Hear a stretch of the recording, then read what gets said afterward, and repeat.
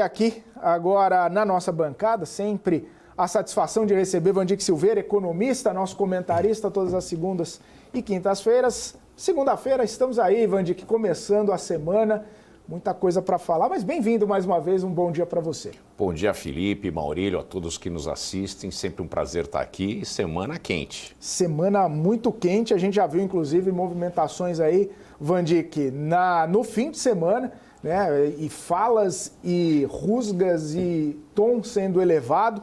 O fato é, eu quero deixar só a headline para você. O ministro Fernando Haddad está cobrando responsabilidade fiscal do Congresso, Wandick. O que lhe parece? É um ataque à instituição ou é um pedido justo e ponderado?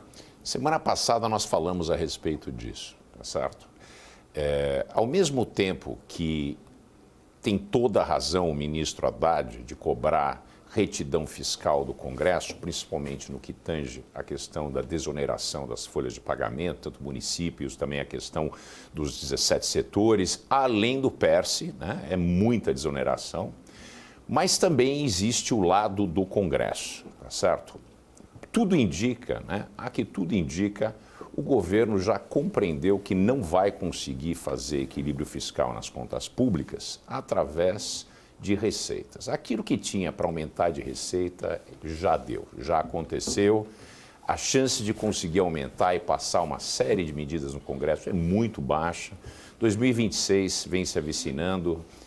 O Congresso, que em tese seria um Congresso de direita, né, mas está à venda com emendas, então quando tem emenda eles aprovam e o preço é caro. Mas nesse momento começa a ficar muito claro que o processo de obter mais receitas através de fechamento de brechas ou coisas do gênero, ou medidas dentro do Congresso, está ficando muito complicado para o governo. O governo já é um governo que tem perdido muito da sua da apreciação positiva da população, muito preocupante com isso, então o governo quer gastar mais. Então, o Congresso, de fato, tem um recado de volta para o governo, que é o governo deveria fazer o corte de gasto.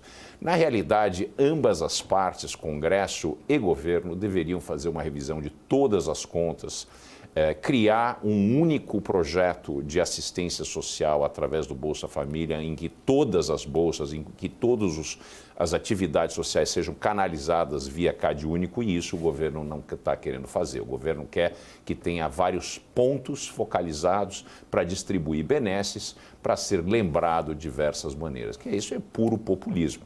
Do outro lado, o Congresso faz com que seja cada vez mais difícil o equilíbrio fiscal. Então, nós não temos para onde correr, né? Temos governo e Congresso perdulários, interessados em pisar no acelerador fiscal.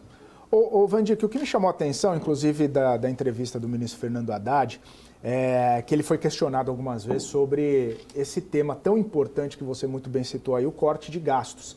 Ele fala que o Ministério da Fazenda está buscando, né, gastos tributários, e aí para fazer essas revisões, aquele pente fino, mas que conta com o Congresso Nacional para justamente elevar a arrecadação, que o gasto do dia a dia ali, né, os gastos que fazem parte, os gastos que fazem parte desse equilíbrio, né, das contas públicas, seria do Ministério do Planejamento.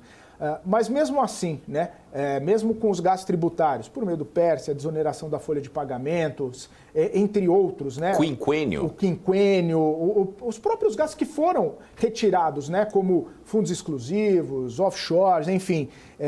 Mesmo assim, eles trouxeram uma arrecadação bastante importante, mas nem perto do que o governo imaginava, né? O governo queria aqui e veio aqui, né? E com isso não dá para fazer um ajuste fiscal.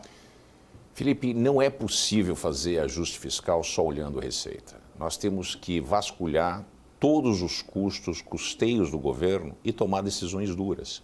A política demanda que você aplique sanções e benesses. Muitas vezes as maldades têm que ser feitas também. Isso é parte do jogo político. O PT, infelizmente, gosta de aplicar benesses e benesse sem contrapartida de receita. E fica com essa conversa de que vamos taxar os ricos, os bilionários, etc. Só que se a gente olhar o gasto fiscal, essa renúncia fiscal bate 600 bilhões de reais. Então é aí onde tem que mexer e, obviamente, não somente aí, mas também no gasto da máquina, né, na conta corrente do governo, porque tem muita, né, gordura para ser analisada e ser melhor canalizada ou cortada.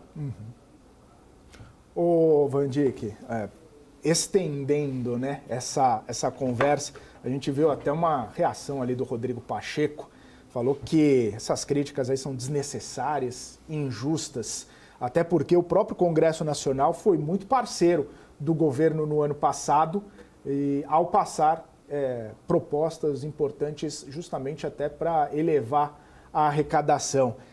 A gente vê um chumbo trocado ali, mas você já deixou clara a posição, mas são desnecessárias e injustas as críticas do ministro Fernando Haddad a um Congresso gastador? Congresso é venal. Ele foi parceiro do Executivo porque foi comprado a peso de ouro. Para aprovação de todas as medidas que foram aprovadas, e obviamente nem todas, porque eles têm uma reserva de mercado para que mais emendas sejam aprovadas, nós tivemos liberações de emendas num nível recorde. Inclusive recorde diário. Em um único dia, cerca de 10 bilhões foram liberados. Quer dizer, quando a gente tem uma situação dessa, ambos os lados são perdulários.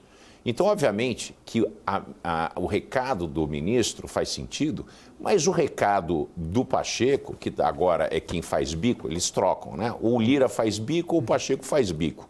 Isso é o jogo político, porque no final do dia, tudo se resume em liberação de mais emendas, inclusive aquele 5,6 bi que o Lula cortou, que está em cima da mesa agora, Lula querendo dar 3,7 e eles querendo de volta os 5,6. Obviamente, esse é um ano eleitoral, todo mundo está de olho em uma graninha a mais. Essa que é a tônica do Congresso e do governo. Quando você tem esse desatínio de gastos e nós não temos uma trava, uma âncora fiscal de fato, que seja clara, objetiva, crível e execuível, que o Congresso não pode gastar mais que isso, o governo não pode gastar mais que isso, e isso é claro e objetivo e inequívoco, não conta com 500 páginas, mas conta com 2 páginas, e a gente sabe exatamente o mapa da mina, a gente tem essa situação. O Brasil, o FMI já estima que a gente vai terminar 2026 bem acima, próximo dos 90% de relação dívida-PIB, que é muito ruim para um país. Depois a gente reclama que o spread é muito alto. O spread não é muito alto, o risco é muito alto. É essa que é a realidade. Ou o governo para de gastar ou vai ter que pagar mais juros. É simples assim. O governo sabe, o Congresso sabe, e todo mundo precisa começar a tirar, né, na direção correta, que é o equilíbrio das contas públicas, senão vai ter que pagar mais juros. Não tem essa história de rentista. Isso é um papo, isso é papo furado. O rentista existe porque o governo é perdulário. Se o governo tivesse um equilíbrio perfeito entre receitas e gastos, não fizesse dívida, a gente não teria um país de rentista. Então o problema está no governo, o problema está nas casas do legislativo que gostam de apertar para mais gastos. Ô Van Dijk, me lembrei até na semana passada, quando a gente comentava a respeito dos dados americanos, né, que postergaram a visão do mercado de corte de juros. Eu até brinquei, eu falei, está surgindo até a nova questão ali nos Estados Unidos, até do rentista americano, né? Uma figura, surgiu essa figura que não existia até então. Então, até lá, essa questão do fiscal um pouco mais frouxo, de um governo gastador, está complicando a vida de quem vive, opera e quer fazer investimentos no mercado financeiro também. Felipe, o mundo hoje chegou a um nível crítico de mais de 300 trilhões de dólares em dívida. O nível de endividamento que foi incorrido, principalmente nos anos que seguiram a grande recessão global, a crise financeira de 2008, onde nós fizemos um processo de quantitative easing, o QE, né, que é essa política monetária com muita frouxidão, que alimentou um nível exacerbado de demanda global, inclusive investimentos que não tinham nenhum sentido. Então, com esse custo de dinheiro em muitos lugares a nível negativo, né, no Brasil chegamos a 2% de taxa de juro, criou um processo de endividamento gigantesco. Somente a China se endividou de 2008 para cá quase que 100% do seu PIB, isso apenas o governo, né? Quando a gente fala de endividamento das empresas chinesas, da população chinesa, etc., a China bate quase 300% do seu PIB através desse endividamento. Quer dizer, o Brasil foi na mesma direção, obviamente que a questão de lidar com a pandemia não ajudou, mas a gente não precisava ter gasto 15% do PIB, que foi díspare de todos os países, em comparação com todos os países de renda média, inclusive países de renda superior, os países ricos, nós fomos os países que mais gastaram na pandemia. Vandir, que eu quero chamar agora o